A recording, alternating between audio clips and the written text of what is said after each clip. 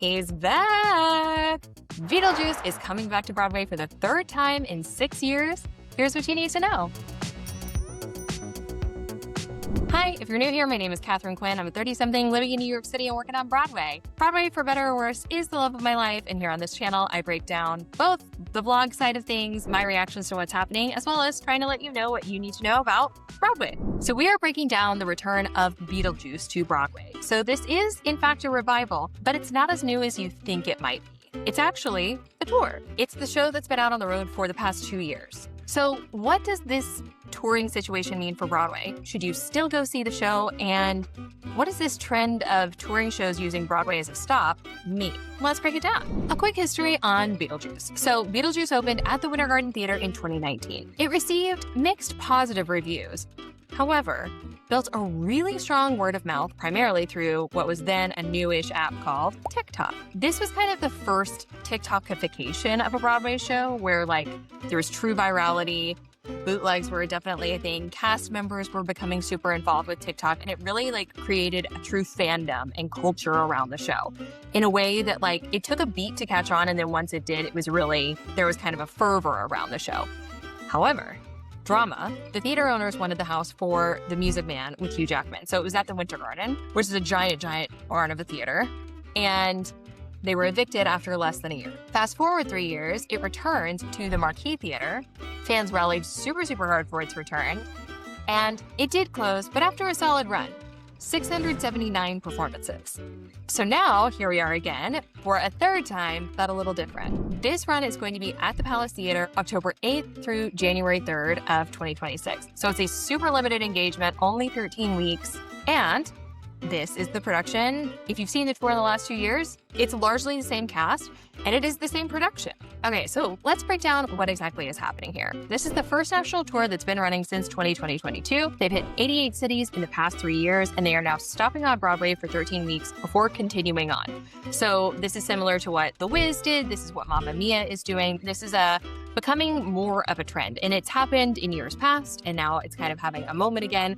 And it is no surprise to people who are familiar with the industry that Broadway is having a really rough moment financially. The model is definitely broken. Things are very expensive, and it's really hard to produce. And this is one of the ways that shows are actually able to come to Broadway is in a touring capacity. I don't know that a brand new production of Mamma Mia, it may have had the same effect, but essentially you're saving a lot of money producing a show if you're producing it on tour, making money through the road, and then just having a limited run on Broadway. People have differing opinions about how they feel about this ethically, and I am about to get back into the Beetlejuice of it all, so hang with me here for just a beat.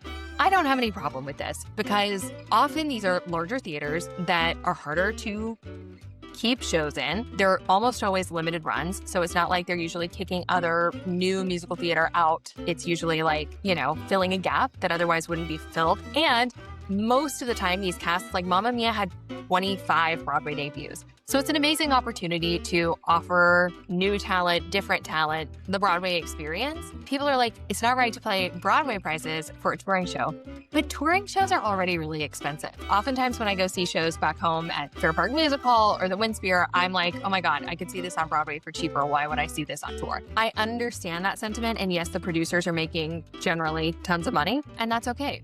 Most of the time, producers are not making tons of money these days, so it's giving people a job opportunity. It's giving people a shot at Broadway. It's a limited run. I just don't think, and it's these are shows that people already know, which help bring more people to Broadway because chances are they're not just going to see that one Broadway show. So anyway, that's kind of how I feel about it. Okay, back to business. The cast. Justin Collette as Beetlejuice, Isabella Esler as Lydia, Will Burton as Adam, Megan McGinnis as Barbara, Jenny Barber as Delia, and Jesse Sharp as Charles. Production details, same creative team. Alex Timbers as director. The tour likely was set by one of his associates, but it's still the Alex Timbers production. Eddie Perfect score, Scott Brown, and Anthony King's book. Same design elements, so David Korn sets, William Ivy Long costumes, etc. The tour has been doing super well on the road, and it's been a box office hit. The Beetlejuice album is actually one of the top 10 most streamed Broadway albums of the last decade, which is kind of a wild fact. So, who should see Beetlejuice? Obviously, if you're a Beetlejuice fan of the movie or a fan of the musical, you are still going to get the experience that you know and love, and you should absolutely see it. If you missed it round one and you were curious,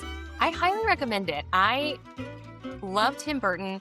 I didn't know how I was going to feel about Beetlejuice the musical. I had an absolute blast. I thoroughly enjoyed myself during the show. I would love to see it again. So I would say, even if you're thinking, oh, that's like maybe not up my alley, give it a shot. It's a very, very, very fun show. But if you're into like slightly off-kilter things, if you're feeling spooky for Halloween, it's totally the show for you. I would say that like 12 and up feels like a good age, but if you have a precocious 10-year-old or 8-year-old, I think that they would probably be fine in the show. I can't remember how randy it gets, so feel free to correct me in the comments if I am missing that. So that is the skinny on what you need to know about Beetlejuice's return to Broadway. I would love to know, are you looking forward to this? Do you have your tickets?